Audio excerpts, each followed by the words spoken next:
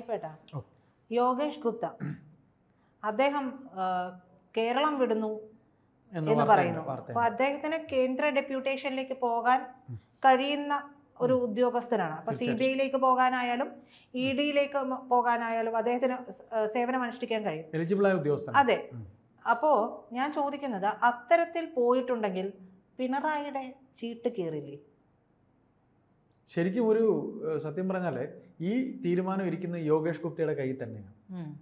അയ്യോ ചേട്ടാ പോകല്ലേ, അയ്യോ അച്ഛാ പോകല്ലേ എന്ന് കാല് പിടിച്ചാലൊന്നും അദ്ദേഹത്തിന് കിട്ടുമെന്ന് തോന്നുന്നില്ല. കാരണം എന്നാൽ അദ്ദേഹത്തിന് പരമാവധി പണിയാണ് ഇവിടെ കൊടുത്തിരിക്കുന്നത്. കാര്യം അദ്ദേഹത്തെ പോലൊരു എഫിഷ്യൻ്റായ ഓഫീസറെ ഇവരിവിടെ വിജിലൻസിലേക്ക് വെക്കുന്നു. 40ഓളം ഉദ്യോഗസ്ഥരുടെ കള്ളത്തരങ്ങൾ കൈയോടെ പൊക്കുന്നു. PPDBയുടെ അനധികൃത ഭൂമി സമ്പാദ്യവും ഇനി ബാക്കിയുള്ള CPMകാരുടെ അനധികൃതമായിട്ടുള്ള സമ്പാദ്യവും ഒക്കെ അതിലേക്ക് നീളും എന്നുള്ള ഒറ്റ കാരണം കൊണ്ടാണ് അദ്ദേഹത്തിനെ പുറത്താക്കിയത് എന്ന് നമുക്ക് എല്ലാവർക്കും, നമ്മൾ കേരള സമൂഹത്തിന് അത് ഇന്നലെ മിനിങ്ങാന്നോട് മനസ്സിലായിട്ടുണ്ട്. 10 മാസമായി അദ്ദേഹം ഈ പോസ്റ്റിലേക്ക് വന്നിട്ട്. അപ്പോൾ നമ്മൾ ഈ ചോദ്യത്തിന് ഉത്തരം അദ്ദേഹം പോകുമെന്ന് പറയുന്നത് CBIയിലേക്കാണ്. CBIയിലേക്ക് പോകുന്നു എന്നുണ്ടെങ്കിൽ ഇവിടെ പിണറായി വിജയൻ്റെ മകൾ നേരിടുന്ന SFIO അന്വേഷണം CBI കോടതിയിലാണ് കേസിരിക്കുന്നത്.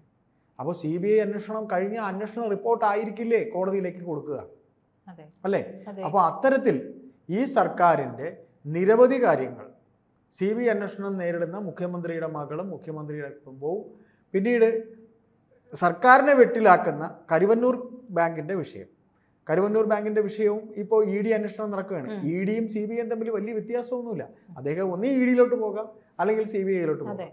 ഇതിലേതിൽ പോയാലും ഒരു വേള തനിക്കൊരു തട്ട് കിട്ടിയവർക്കിട്ടൊരു തട്ട് കൊടുത്തില്ലെങ്കിൽ അദ്ദേഹം ഒരു പുരുഷൻ, അദ്ദേഹം ഒരു ആണല്ലേ. തൻ്റെ ഇടയിലുള്ള പോലീസ് ഇത്രയും പഠിച്ച് ഇത്രയും യോഗ്യത നേടിയ ഒരു ഓഫീസർ എന്ന സ്ഥിതിക്ക് എൻ്റെ ഔദ്യോഗിക മേഖലയിൽ എനിക്കിട്ട് പണിതവർക്കിട്ട് തിരിച്ചു പണിയാതെ പോകാതിരിക്കാൻ അദ്ദേഹം മഹാത്മാവൊന്നും ആയിരിക്കണമെന്നില്ല. തീർച്ചയായിട്ടും അദ്ദേഹം പണിതിരിക്കും. ആ പണി മുൻകൂട്ടി കണ്ട് ഇപ്പം DGP ലിസ്റ്റിൽ അദ്ദേഹത്തിൻ്റെ പേര് മൂന്നാമതായുള്ള പേരെന്നാണ് പറയുന്നത്. ആ മൂന്നാമതായുള്ള പേര്, അദ്ദേഹത്തിൻ്റെ പേര് വരുന്നതിനും ഇപ്പോൾ CPM അല്ലല്ലോ, കോർപ്പറേറ്റ് പാർട്ടിയല്ലേ CPM എന്ന് പറയുന്നത്. ഈ കോർപ്പറേറ്റ് പാർട്ടിക്ക് കുറേ കൂട്ടുകെട്ടുകളുണ്ടല്ലോ. അതിൽ വൻപന്മാരായിട്ടുള്ള നമ്മുടെ മലബാർ മേഖലയിലെ ബിൽഡേഴ്സ് എന്നൊന്നും അദ്ദേഹത്തിന് താല്പര്യമില്ല. അദ്ദേഹം ഭൂമാഫിയക്കെതിരെ ഇറങ്ങിയാണ് അദ്ദേഹം പോയിരിക്കുന്നത്. അതുകൊണ്ട് അദ്ദേഹത്തിൻ്റെ അന്വേഷണത്തിൻ്റെ ചരടുകൾ, അദ്ദേഹത്തിൻ്റെ അന്വേഷണത്തിൻ്റെ റൂട്ട് വഴികൾ പോകുന്നത് തങ്ങളിലേക്കാണ് എന്ന് ഒരു വേള അവർ മനസ്സിലാക്കിയത് കൊണ്ടാണ്. അപ്പോൾ അത് അങ്ങനെ വരുമ്പോൾ ഇപ്പോൾ റിയൽ എസ്റ്റേറ്റ് മാഫിയക്ക് താല്പര്യമില്ലാത്ത ഉദ്യോഗസ്ഥനാണ് യോഗേഷ് ഗുപ്ത. പക്ഷെ അങ്ങനെയാണെങ്കിൽ കൂടി ഇദ്ദേഹത്തെ മാറ്റുമ്പോൾ അദ്ദേഹം ഇടഞ്ഞുകൊണ്ട് തന്നെ കേരളം വിടുകയാണെങ്കിൽ, അതാണ് ഞാൻ ചോദിക്കുന്നത്. ഇത്രയും വിഷയങ്ങൾ ഇവിടെയുണ്ട്. ഇവർക്ക് ആർക്കും അഭിമതനായിട്ടുള്ള ഉദ്യോഗസ്ഥനല്ല യോഗേഷ് ഗുപ്ത. അപ്പൊ അദ്ദേഹം പോവുകയാണെങ്കിൽ, പക്ഷേ ഈ മാറ്റിയപ്പോൾ അദ്ദേഹം പോകുമെന്ന് ഒരു പക്ഷേ ഇവർ കരുതി കാണില്ല. പക്ഷെ അദ്ദേഹത്തെ അതെ. അപ്പൊ പക്ഷേ അദ്ദേഹം പോകാനുള്ള സാധ്യതകളാണ് കൂടുതൽ. കാരണം ഇത്രയും മികവ് തെളിയിച്ച ഒരു ഉദ്യോഗസ്ഥൻ ഫയർഫോഴ്സിന്റെ തലപ്പത്ത് ഇരിക്കുന്നത് കുറച്ച് കാണുകയല്ല. പക്ഷെ അവിടെ അല്ലല്ലോ അദ്ദേഹം ഇരിക്കേണ്ടത്. EDയിലും CBIയിലും എല്ലാം വർക്ക് ചെയ്തിട്ടുള്ള അത്രയും എഫിഷ്യന്റ് ആയിട്ടുള്ള ഒരു ഉദ്യോഗസ്ഥൻ അദ്ദേഹത്തെ ഇവിടുന്ന് മാറ്റുമ്പോൾ, ഇവർക്കെല്ലാം വേണ്ടി മാറ്റുമ്പോൾ ആ പണി തിരിഞ്ഞുകൊണ്ട് പിണറായിക്ക് വരില്ല എന്നുള്ളതാണ്. അതിനെ എങ്ങനെ പിണറായിക്ക് പ്രതിരോധിക്കാൻ കഴിയും? അല്ല, തിരിഞ്ഞു കുത്താനുള്ള സാധ്യത ഉണ്ടാവും. തിരിഞ്ഞു കുത്താനുള്ള സാധ്യത അദ്ദേഹം പോവുകയാണെങ്കിൽ ഈ കേസൊന്നും അങ്ങനെ തീരത്തൊന്നുമില്ല. അത്രയും പെട്ടെന്ന് തീരാനുള്ള സാധ്യതയൊന്നുമില്ല. അദ്ദേഹത്തിൻ്റെ മകൾക്കെതിരെ പിന്നെ അറസ്റ്റ് വാറണ്ടോ അല്ലെങ്കിൽ അങ്ങനെ ഇങ്ങനെ എന്തായാലും അദ്ദേഹത്തിന് ഇൻഫ്ലുവൻസ് ഉണ്ടല്ലോ.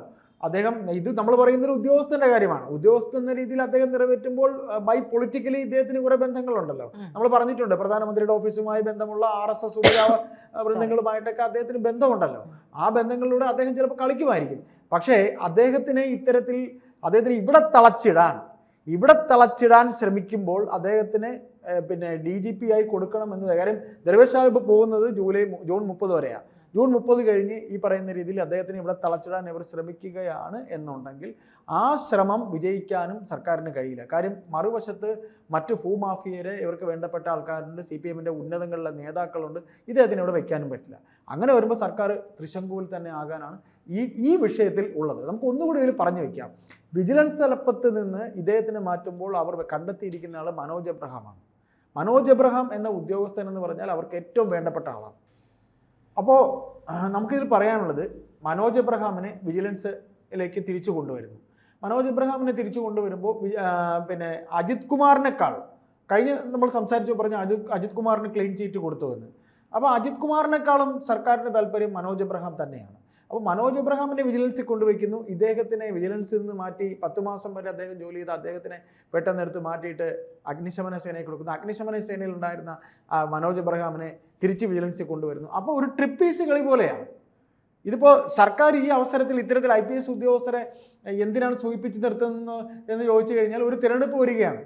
ഒന്നാമത് പല വിഷയങ്ങൾ അജിത് കുമാറിനെ ഇത്രയും, നമുക്കൊരു കാര്യം പറയാം, അജിത് കുമാറിനെ ഇത്രയും ഇവിടെ കിടന്ന് മാധ്യമങ്ങളൊക്കെ കുറ്റം ആരോപിക്കുമ്പോഴും മുഖ്യമന്ത്രി അല്ലെങ്കിൽ ഈ പറയുന്ന ഭരണപക്ഷം എന്തുകൊണ്ട് അദ്ദേഹത്തിനെ ഒരുപാട് നോവിക്കാത്തെന്ന് പറഞ്ഞാൽ ഒരു പോലീസ് സേനയാണ് സർക്കാരിൻ്റെ മുഖം. പോലീസ് സേനയാണ് സർക്കാരിൻ്റെ മുഖം. പോലീസ് സേന രണ്ടും കൽപ്പിച്ച്, ഇപ്പം ഞാൻ പറയട്ടെ, ജനമൈത്രി പോലീസ് ഈ പിടിച്ചുകൊണ്ട് പോണ എല്ലാത്തിനെയും കൂടി എടുത്തിട്ട് അതിനകത്തിട്ട് അടിച്ച് ആലക്കി വെളുപ്പിച്ചാൽ ഒന്ന് ആലോചിച്ച് നോക്കുക.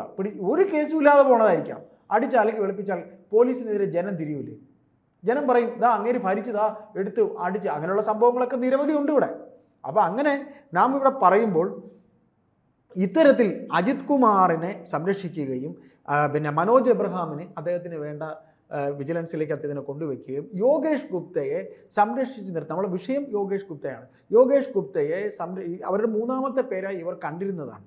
ഇവർ മൂന്നാമത്തെ പേരായി കണ്ടെങ്കിൽ സർക്കാരിന് താല്പര്യം യോഗേഷ് ഗുപ്തയായിരുന്നു. അപ്പോൾ അങ്ങനെ അവർ കണ്ടിരുന്ന യോഗേഷ് ഗുപ്തയെ വിജിലൻസ് പോലൊരു വകുപ്പിൽ നിന്ന് മാറ്റി അഗ്നിശമന സേനയിലേക്ക് കൊണ്ടുവരുമ്പോൾ ഈ പറയുന്ന രീതിയിൽ അദ്ദേഹത്തിനെ DGP ആക്കിയാൽ അതും ആലോചിക്കേണ്ട കാര്യമാണ്. അദ്ദേഹത്തിനെ DGP ആയി വെച്ചെന്നിരിക്കട്ടെ. ചിലപ്പോൾ അതിനോട് പറയുന്നു നിങ്ങൾ പോകരുത് നിൽക്കണമെന്ന് പറയുന്നു. അദ്ദേഹത്തിൻ്റെ പ്രവർത്തന മികവ് കൊണ്ട് DGP എന്ന് പറയുന്ന director general of police, all Kerala കാര്യങ്ങൾ നോക്കുന്ന ആളാണ് അദ്ദേഹം. ഓൾ കേരള നോക്കുന്ന ആളാണ്. അദ്ദേഹത്തിന് ഈ വകുപ്പുകളുടെ കീഴിലെ ഏത് അഴിമതിയോ ഒന്ന് കാര്യമായി അന്വേഷിക്കൂ എന്ന് പറഞ്ഞു കഴിഞ്ഞാൽ ഈ വിജിലൻസിലെ അന്വേഷണത്തെക്കാളും പൂട്ട് വീഴാവുന്ന ലോ ആൻഡ് ഓർഡറിൻ്റെ DGP ആണ് അദ്ദേഹം. ലോ ആൻഡ് ഓർഡർ നോക്കുന്ന ലോ ആൻഡ് ഓർഡറും കൂടെ വരും, എല്ലാം വരും അതിൽ. അദ്ദേഹം പറഞ്ഞു കഴിഞ്ഞാൽ വേറെ തരത്തിൽ പൂട്ട് അവർക്ക് വീഴില്ലെന്ന് ആര് കണ്ടു? വേറെ തരത്തിൽ പൂട്ട് വീഴില്ലെന്ന് ആര് കണ്ടു? വിജിലൻസിൽ മാഫിയക്കാരെ അദ്ദേഹം കണ്ടുപിടിക്കാൻ ഇറങ്ങി അല്ലേ? അപ്പോൾ അതിനുശേഷം അദ്ദേഹത്തിന് ഈ പറയുന്ന എല്ലാ മാഫിയകളുടെയും ആവശ്യങ്ങൾ വേണ്ട, നിങ്ങളൊന്നും പറയണ്ട, ഞങ്ങൾക്കറിയാം ചെയ്യാൻ എന്ന് പറഞ്ഞ് ഇദ്ദേഹത്തെ എടുത്ത് വെച്ചാൽ ഇനിയും അദ്ദേഹത്തിന് ഇതേപോലെ അവഹേളിക്കില്ലെന്ന്, ഈ ചെയ്യൂലെന്ന് ആര് കണ്ടു? അദ്ദേഹത്തിന് അവഹേളിക്കില്ലെന്ന് ആര് കണ്ടു? ഈ സർക്കാർ അവഹേളിക്കില്ലെന്ന് ആര് കണ്ടു? ഞാൻ ചോദിക്കുന്നത് ഈ രണ്ടു വശവും നമുക്ക് പറയേണ്ടി വരും. ഇതിപ്പോ എങ്ങനെയാണെങ്കിൽ അദ്ദേഹത്തെ എങ്ങനെ സംരക്ഷിക്കുമെന്നാണ് പറയുന്നത്? സംരക്ഷിക്കില്ല. അദ്ദേഹം പക്ഷേ CBIയിലേക്ക് പോകും. അദ്ദേഹം CBIയിലേക്കോ EDയിലേക്കോ പോകും. സർക്കാരിന് അവമതിപ്പും ഉണ്ടാവും. എന്നിട്ട് സർക്കാർ ഇവിടെ പറഞ്ഞത്, പ്രധാനമന്ത്രി ഇവിടെ വന്നപ്പോൾ അതാണ് ഏറ്റവും മികവാർന്ന കഥ. അതാണ് പി ശശി എന്ന പൊളിറ്റിക്കൽ സെക്രട്ടറിക്കുള്ള ഉദ്യോഗസ്ഥ വൃന്ദങ്ങളുടെ ഏറ്റവും മിടുക്കമായിട്ടുള്ള കഥ. അതാണ് നമ്മുടെ ഈ പറയുന്ന പോലെ രണ്ടാമതൊരു ടേം കൂടെ ഈ പറയുന്ന പിണറായി സർക്കാർ ഭരിക്കാൻ വന്നതിൻ്റെ ഫലമായിട്ട് അത്രയ്ക്കേ ഉള്ളൂ എന്ന് ഇവർ അളന്നു കഴിയും. നിങ്ങൾ മനസ്സിലാക്കാനുള്ള കാര്യം, ഉദ്യോഗസ്ഥർ എന്ന് പറഞ്ഞാൽ ചില്ലറക്കാരല്ല. ഞാൻ പറയട്ടെ, ഒരു പുതിയ മന്ത്രിസഭ വരുന്നു, ഒരു മന്ത്രി വരുന്നു മന്ത്രിയുടെ ഓഫീസിലേക്ക്. അദ്ദേഹം നിയമിച്ച ഉദ്യോഗസ്ഥന്മാരുണ്ടാവും, അദ്ദേഹത്തിൻ്റെ പേഴ്സണൽ സ്റ്റാഫിലുണ്ടാവും, അല്ലെങ്കിൽ പുറത്തുള്ള ഉദ്യോഗസ്ഥരുണ്ടാവും. വെറും 5 മിനിറ്റോ 10 മിനിറ്റോ മതി ഈ ഉദ്യോഗസ്ഥർക്ക് ആ മന്ത്രിയെ അളക്കാൻ, അയാൾ എങ്ങനത്തെകാരനാണെന്ന് അളക്കാൻ. അത്രയും ബ്രില്യൻസിയുള്ള ഒരാളിനെ മനസ്സിലാക്കാൻ കഴിവുള്ള ഉദ്യോഗസ്ഥ വൃന്ദമാണ് ഇന്ന് ഈ നമ്മുടെ കേരളത്തിലുള്ളത്. അപ്പോൾ അത്തരത്തിൽ ഈ പറയുന്ന രീതിയിൽ നീക്കങ്ങൾ നടത്തിയാൽ കാര്യങ്ങൾ കൊണ്ട് എത്തിക്കാവുന്നതേ ഉള്ളൂ. ഈ പറയുന്ന പോലെ അദ്ദേഹത്തിനെ എന്താ പറയുക, വീണ്ടും ഈ പറയുന്ന പോലെ DGP പോസ്റ്റിലേക്ക് കൊണ്ടുവയ്ക്കാനായി മന്ത്രിസഭയ്ക്ക് താല്പര്യമാണെങ്കിൽ മന്ത്രിസഭ വിചാരിക്കുന്ന പോലെ കാര്യങ്ങൾ എത്തണമെന്നില്ല. മന്ത്രിസഭ വിചാരിക്കുന്ന പോലെ കാര്യങ്ങൾ അദ്ദേഹത്തിന് പോകണമെന്നുണ്ടെങ്കിൽ അദ്ദേഹം പോവുക തന്നെ ചെയ്യും. പോയാൽ ഈ കേസ് ഇങ്ങനെ നിലനിൽക്കുമ്പോൾ അദ്ദേഹം ചെയ്തില്ലെങ്കിലും ഈ ഫയൽ അദ്ദേഹത്തിൻ്റെ കയ്യിലെത്തിയാൽ, ED അന്വേഷണം അദ്ദേഹത്തിൻ്റെ കയ്യിലെത്തിയാൽ അദ്ദേഹം ഒരു വേള തനിക്കിട്ട് പണിതതിൻ്റെ, അല്ലെങ്കിൽ പോട്ടെ പണിതില്ലെങ്കിലും കാര്യഗൗരവത്തോടെ കാര്യങ്ങൾ ചെയ്യുന്ന ഒരാൾ, കൃത്യമായി കാര്യങ്ങൾ ചെയ്യുന്ന ഒരു ഉദ്യോഗസ്ഥൻ, ഒരു വിജിലൻസ് മാത്രമല്ല, അദ്ദേഹം നേരത്തെ അതിൻ്റെ എഫിഷ്യൻസി വളരെയധികം തെളിയിച്ചൊരു പോലീസ് ഓഫീസറാണ്. അങ്ങനെ വരുമ്പോൾ അദ്ദേഹത്തിന് അടപടലം പൂട്ടാനുള്ള വസ്തുതകൾ കൈ കിട്ടിയാൽ ചിലപ്പോൾ അന്ന് ഇവർ പ്രതിപക്ഷത്തിരുന്നാലോ? അതുകൂടെ ഒന്ന് ആലോചിച്ച് നോക്കുക. കോൺഗ്രസ് ആണ് ഭരണത്തിലിരിക്കുന്നത്, ഇവരാണ് പ്രതിപക്ഷത്തിരിക്കുന്നതെങ്കിൽ നമുക്കൊരു പൂരം കാണുക തന്നെ ചെയ്യാം. എങ്ങനത്തെ പൂരം? പിണറായിയുടെ മകൾക്ക് നേരെയുള്ള അന്വേഷണത്തിൻ്റെ CBI അന്വേഷണത്തിൻ്റെ മനോഹരമായ റിസൾട്ട് ഈ മനുഷ്യൻ യോഗേഷ് ഗുപ്ത ഒപ്പിട്ട് കൊടുക്കുന്നു. പൂട്ട് വീഴുന്ന രംഗം നമുക്ക് കാണാം. കേരളത്തിൽ കൊച്ചു കണ്ണുകൊണ്ട് നമുക്ക് കാണാം.